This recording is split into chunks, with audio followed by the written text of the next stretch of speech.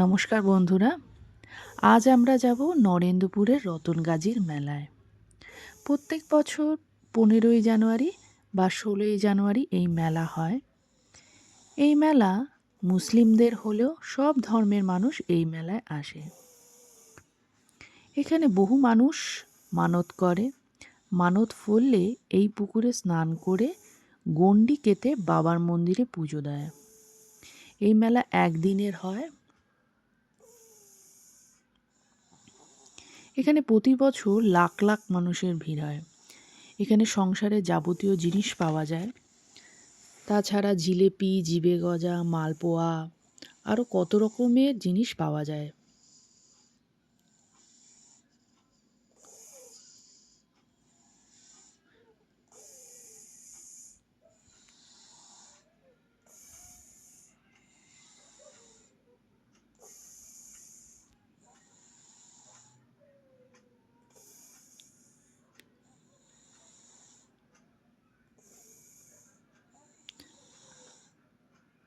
আজ এই পর্যন্তই।